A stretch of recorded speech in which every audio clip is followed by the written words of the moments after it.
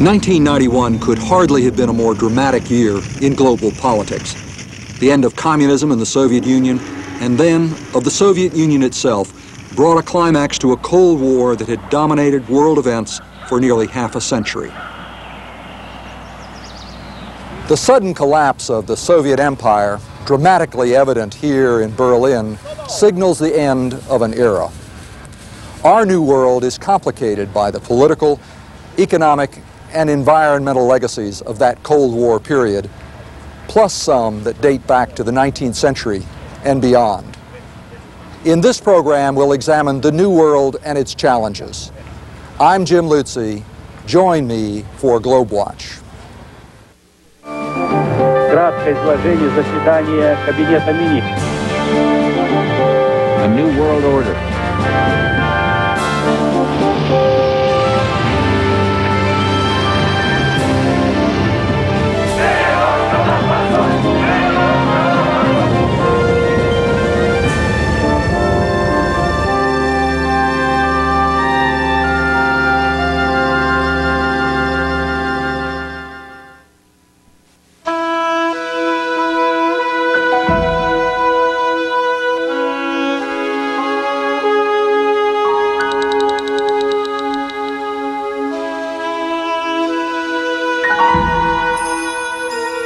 Of all the earth-shaking events of the past few years, none had more impact than the sudden collapse of America's longtime enemy, the Soviet Union, in the winter of 1991. The world was stunned as the giant country with its 260 million people declared itself no more. For decades, this huge superpower had terrified the Western world with its military might. Now that it has disappeared, the coming decades promise an entirely new set of unexpected challenges and dangers. Every nation on Earth is being affected by this sudden, cataclysmic event. In this series, we will focus on Europe, although many of the same shockwaves are being felt in Asia and beyond. The Soviet Union had been expanding beyond its borders for decades, building an empire from the countries of Eastern Europe. But that empire dissolved in the fall of 1989 when 6 of its satellite governments fell, giving way to an explosion of joy and celebration. Overnight, it seemed, Soviet communism had lost its grip on millions of people, and half a century of authoritarian, one-party rule was over. Since 1961, the most hated symbol of that authoritarian rule had been the wall that separated East Berlin from the West. What could have been more dramatic than to watch it fall as it did that November when the East German government unlocked the gates and the Berlin Wall came tumbling down?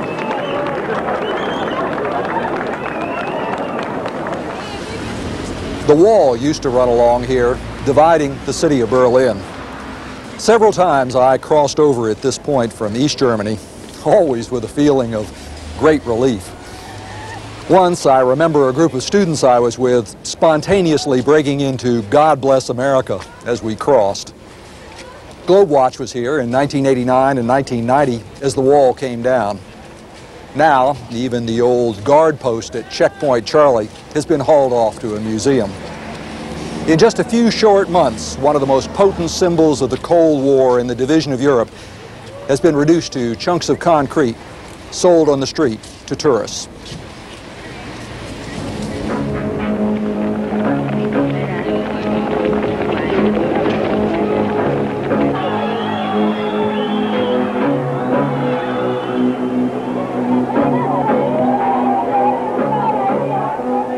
Today, East Germans no longer have to risk their lives in order to leave the country. But like their fellow East Europeans, they now face the enormous task of unraveling 40 years of communism and then rebuilding entire political, economic, and social systems. General Richard Lawson, Director of the Atlantic Council of the United States. My goodness. Freedom breaking out everywhere, whereas less than a decade ago there was some concern that maybe communism was overrunning this section of the world or that section.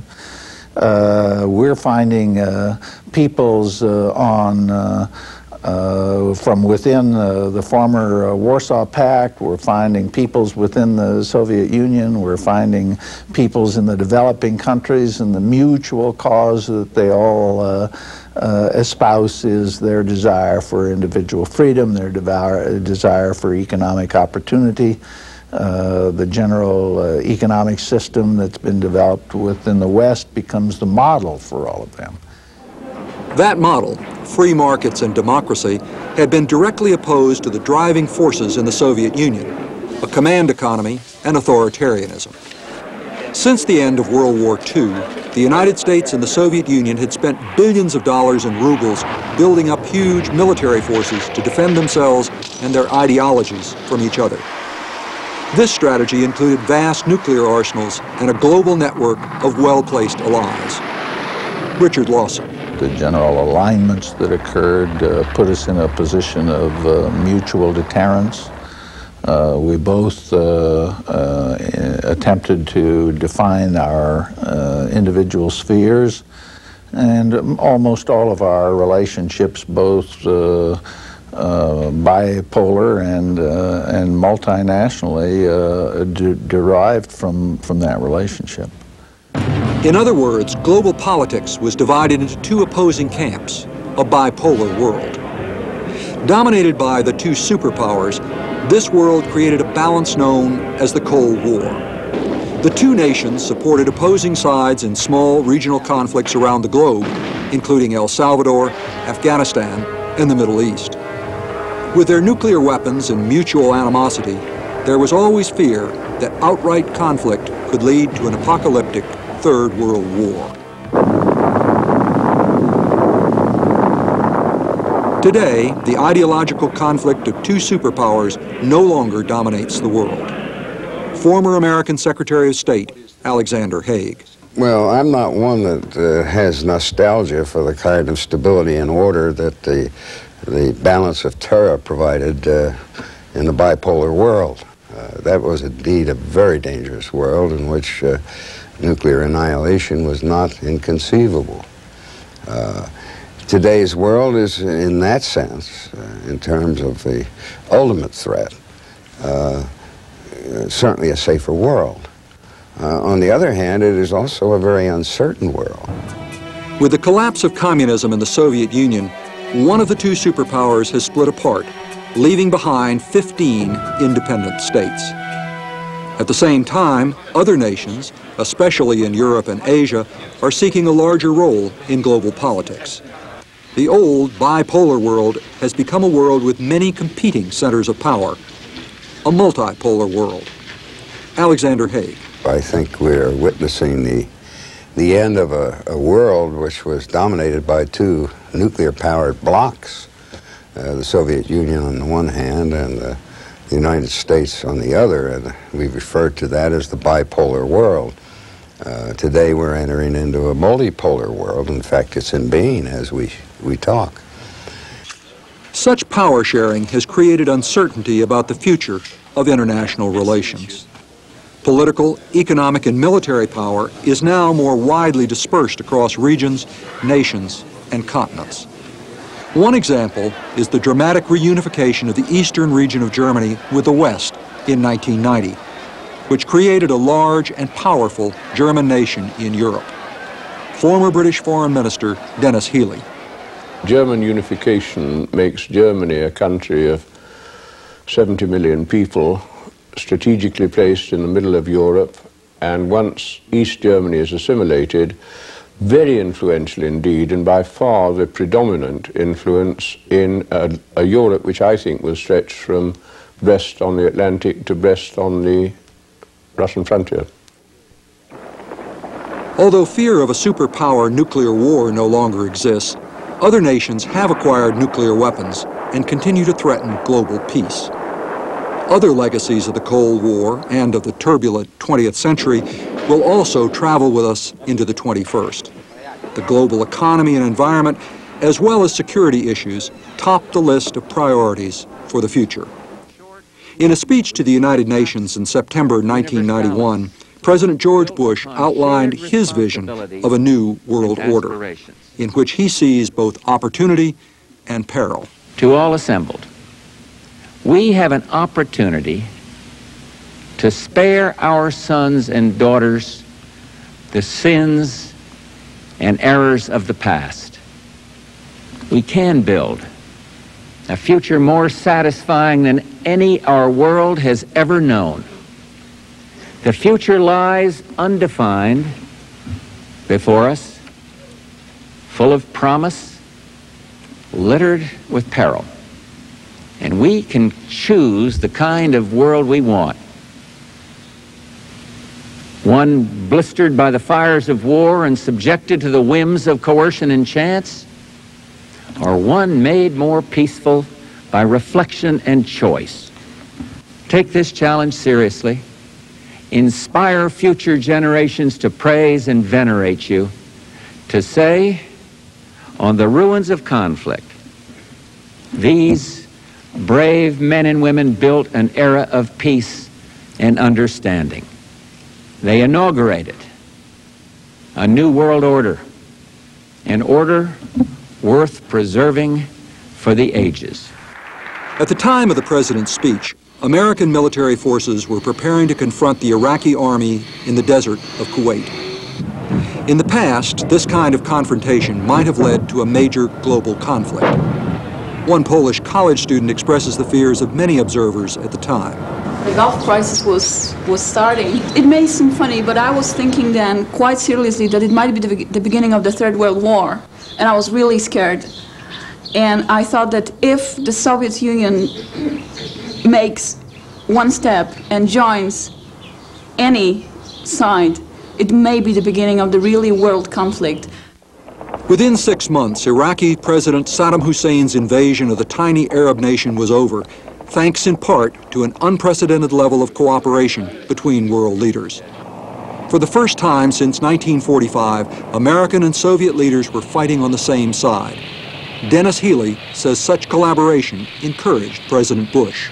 He was enormously encouraged by the cooperation he got from the Soviet Union, and I think he really believed that there could be a sort of Soviet support for American leadership on all issues all over the world, and that Gorbachev would be a junior partner, but a partner. At one time, the Soviet Union supported Iraq in conflicts with its neighbors, primarily Iran. But during the 1980s, Soviet leaders had to pull back from their foreign allies because of severe economic and political troubles at home. Because of the decreased Soviet threat, American foreign policy is also reassessing its aid to its allies. Previously, allies, ours and theirs, could be controlled by the major powers. Alexander Haig. It was true when the two nuclear powers dominated the world, they policed their constituencies. For example, we may not have had a Gulf crisis had the Soviet Union been strong and credible and viable in its client state, Iraq. So the restraints of the balance of terror have now been removed. And that means that the likelihood of outlaw nations in an era where nuclear proliferation is occurring, where new weaponry is available, long-range rockets, we have a very dangerous and uncertain world. It could be argued that one starting point for this new world order was in 1985, when Mikhail Gorbachev became General Secretary of the Soviet Communist Party. As the supreme Soviet leader, he immediately began a series of sweeping reforms to save the country's ailing economic and social life. His first plan was glasnost, or openness, which paved the way toward multi-party elections and more freedom for the media. Then came perestroika, which means a restructuring of the economy toward a free market. As unprecedented concepts of political and economic freedom, they would throw the country into turmoil for the next 6 years. In the long run, they led to its destruction. Polish diplomat Maciek Kozłowski says such a conclusion was inevitable. And that was a dilemma which faced all communist countries, that you cannot reform that system because the reform of that system means a greater amount of freedom. And greater amount of freedom will mean that people having that amount, this freedom will demand that this system is simply dismantled. Adding to the problems, as the tight central authority loosened its reins on the production and distribution of food and consumer goods, fewer products made it to the stores. Shortages became severe, and most Soviet people spent hours waiting in line every day to buy everything from shoes to milk. To further complicate the transition, some Soviet republics began to lobby for complete independence from the Soviet Union. Gorbachev resisted their attempts, but the Baltic republics of Estonia, Latvia, and Lithuania continued their protests despite a brutal repression in March 1991. In Lithuania, 14 protesters were killed.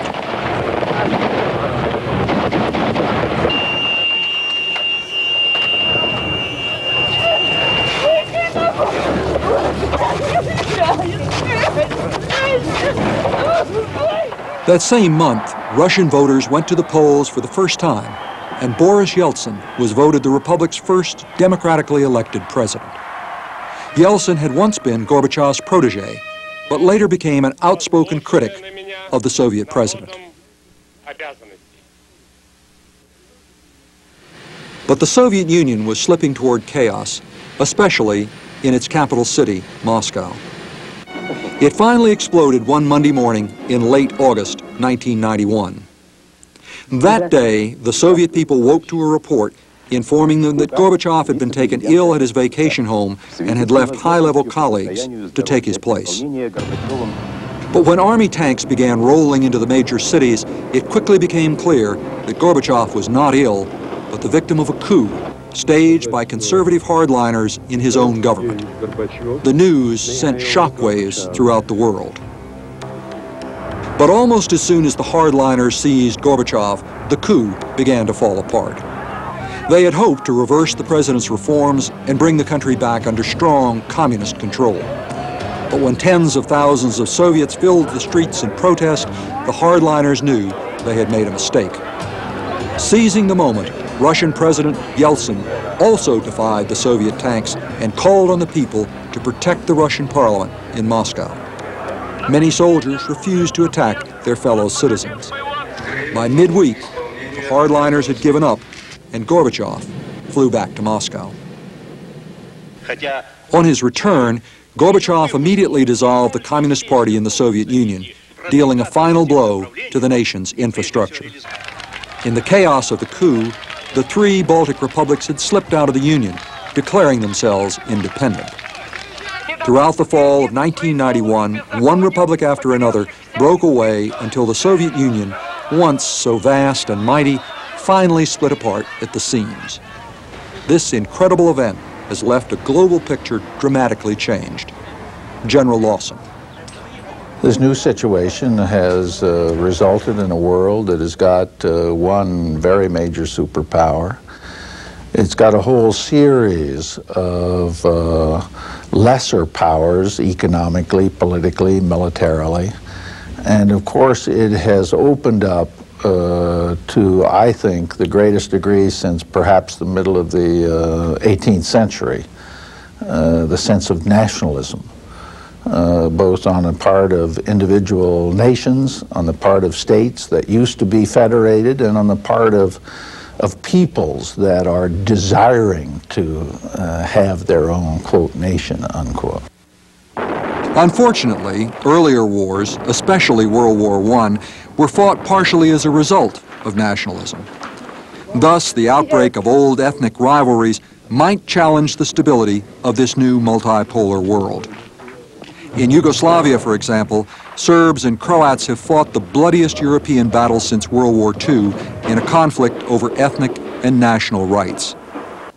In the wake of the Gulf War, Saddam Hussein's repression of the Kurdish people brought international recognition to their desire for independence from Iraq. Former Secretary of Commerce Elliot Richardson met with Kurdish leaders during a United Nations mission to Iraq. We have come to the conclusion that our first priority should be democratization, and only second, autonomy. And I think that is a realization that enclaves are not the answer. Enclaves wall off enemies, and I think that the best thing that I've seen, which is the affirmation of democratic values, is also the answer to the worst thing I've seen, which is the manifestation of human narrowness, hate, pettiness, belligerency. At the same time that the Soviet Union has come apart and ethnic communities are defying national borders, many larger countries are banding together into huge economic blocs. One in Western Europe, another in North America, and a third dominated by Japan. Despite this trend toward separation, Alexander Haig says the major nations are now more closely bound together than ever before. The world today is increasingly integrated in economic terms. The problem on Wall Street is felt in every financial capital of the world. The decline in the equity markets in Tokyo has had an impact on global liquidity and the availability of investment capital. The burdens of reuniting Germany are going to be felt increasingly in the near term in the European marketplace. But all of these things are evolutionary. That is, bipolarity to multipolarity and emerging interdependence, or as we call it today, globalism. The computer explosion of the last few decades is essential to keeping this global network running smoothly. Dennis Healy says information technology already blurs some distinctions between nations. It's pulling the world together. You know, I have a single global financial system, and businesses are networking across continents, so that the nationality of the leader matters much less than how the whole thing is structured internationally. The structure of this multipolar world will demand compromise as national interests clash with global ones. An example of a challenge that goes far beyond individual borders is the environment. Air, water, and soil pollution continue to crisscross the map and poison ever larger areas of the Earth.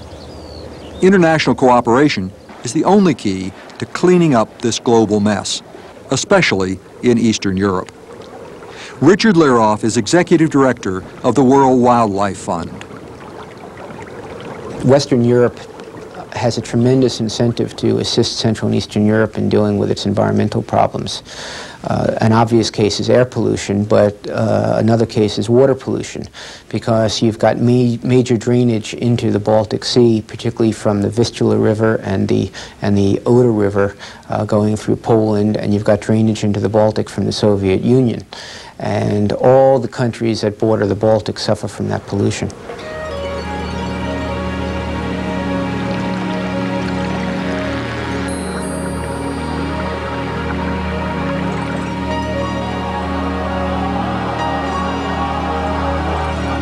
National security is another major problem for the global community. In the bipolar world, Western nations group together under the defensive umbrella of the North Atlantic Treaty Organization, or NATO.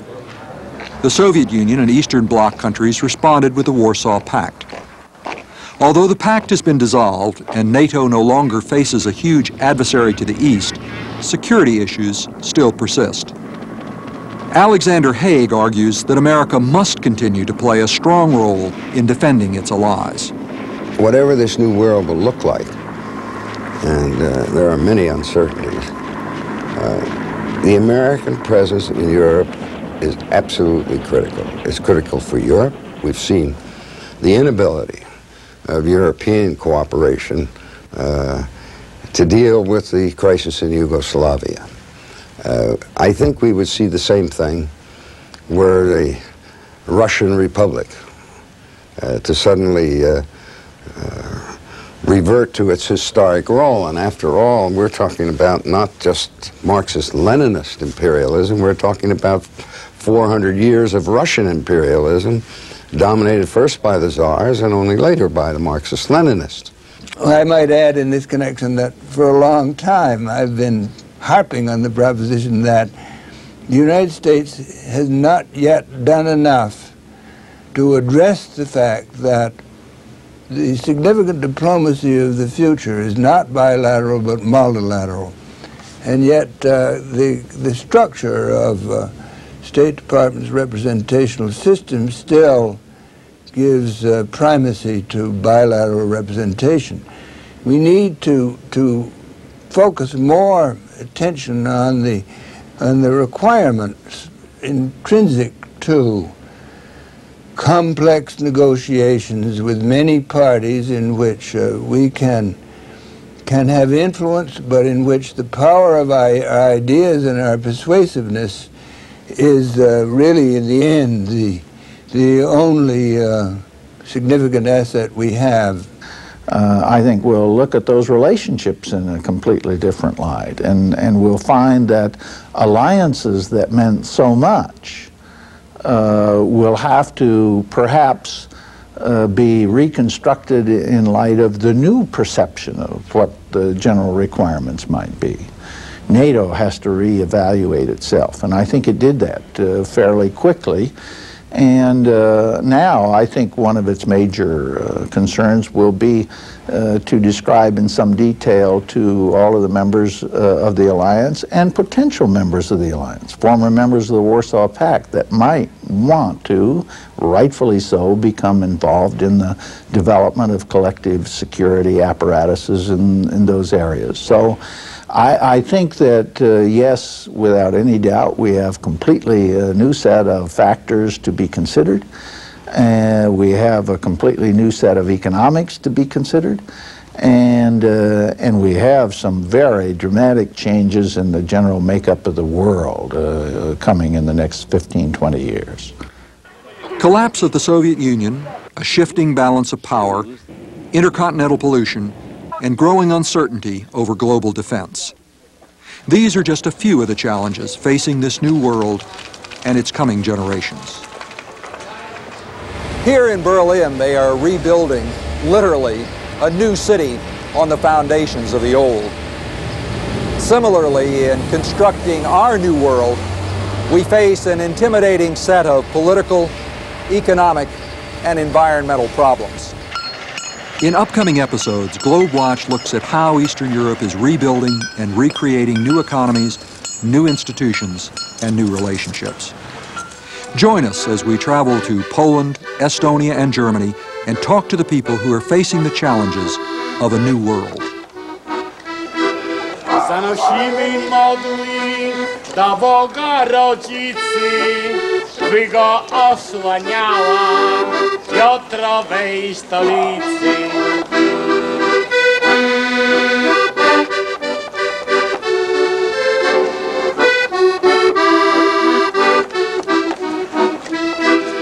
Wyjechałeś od nas.